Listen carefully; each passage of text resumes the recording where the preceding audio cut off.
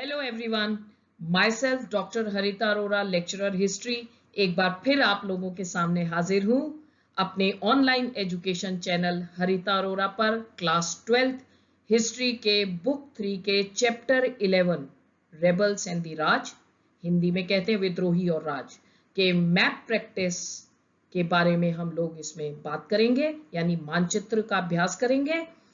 और इसके साथ ही साथ डिस्क्रिप्शन बॉक्स में दिए गूगल फॉर्म, यानी जहां पर आप प्रैक्टिस कर सकते हैं मैप की, हिंदी और इंग्लिश दोनों में दिए गए हैं, उसको आप जरूर अटेम्प्ट कीजिए, क्योंकि उसको करने से आपकी मैप की प्रैक्टिस होगी और कॉन्फिडेंस आएगा।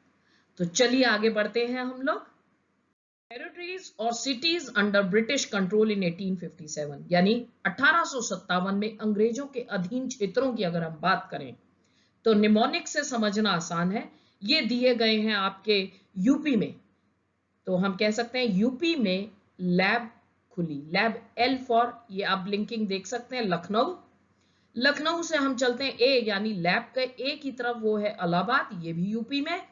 और उसके बाद आता है बनारस, बी फॉर बनारस, तो तीनों ही जो है वो यूपी में है, इसीलिए यूपी में लैब खुली, याद करना इजी होता है।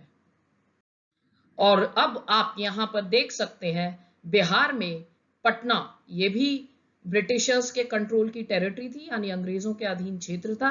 ये यहां से चले, पटना ब्लिंक हो रहा है, और पटना से चलते हैं वेस्ट बंगाल, यानी प्रेजेंट वेस्ट बंगाल में कैलकाटा, जो कि समुंदर के किनारे है। तो पटना से कैलकाटा आए समुंदर देखने। अब यहां पर हम देखते हैं जो वर्तमान गुजरात में पड़ता है सूरत, ये भी अंग्रेजों के अधीन था और समुंदर के किनारे था, इसीलिए नीचे लहरें दिख रही हैं और सूरत ब्लिंक कर रहा है। यहां से हम आगे बढ़ते हैं बॉम्बे। बॉम्बे जो कि प्रेजेंट महाराष्ट्र में पड़ता है, ये भी समुंदर के किनारे है। यहां हम निमोनिक्स में देख सकते हैं सब मामा फोर्ट देखने तमिलनाडु गए। SU stands for Surat, B stands for Bombay. और अब ये हम आगे बढ़ते हैं, ये बड़े यहां पर मसूलीपट्टनम की तरफ। सो मामा, MA stands for Masulipatnam, then MA stands for Madras, और तमिलनाडु में ही है मेड्रास, और यहां से आगे जो कि तमिलनाडु में ही है फोर्ट सेंट डेविड, इसीलिए सब मामा फोर्ट देखने तमिलनाडु गए। अब हम बात करते हैं उन टेरिटरीज, यानी उन रियासतों की जो अंग्रेजों के उस समय अधीन थी, उनके कंट्रोल में थी। यहां पर हमने जो निमोनिक यूज किया पेबॉस, that is P stands for Punjab, और this was form of salutation in the Mughal period, यानी मुगल दरबार में अभिवादन का तरीका था। पेबॉस मींस जो नीचे लेट करके बादशाह के पैरों को चूमना। तो P stands for Punjab, Punjab एक रियासत थी। पंजाब से हम आगे बढ़ते हैं अवध।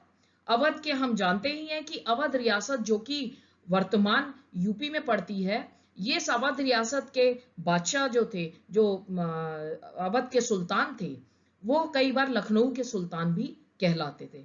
सो P stands for Punjab, A stands for Awadh, और अवध से हम आगे बढ़ते हैं बिहार की तरफ। बिहार भी अंग्रेजों के अधीन था। और next B stands for Bengal, Bengal भी अंग्रेजों के अधीन हो गया था उस समय में। और हम आगे बढ़ते हैं O stands for Orissa. Orissa से यहां गए हम, जो कि आज के वर्तमान पाकिस्तान में पड़ता है, लेकिन उस समय में यूनाइटेड इंडिया का एक पार्ट था, वो था सिंध। ये सारे ही टेरिटरीज अंग्रेजों के अधीन थी। सो आई होप ये मैप आप समझ पाए होंगे, और अपने आप को टेस्ट कीजिए।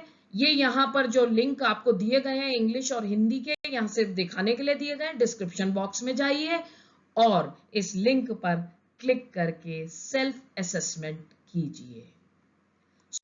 Thank you very much. फिर मिलेंगे जल्दी ही आपके साथ नेक्स्ट मैप सीरीज आपके पास लेकर के।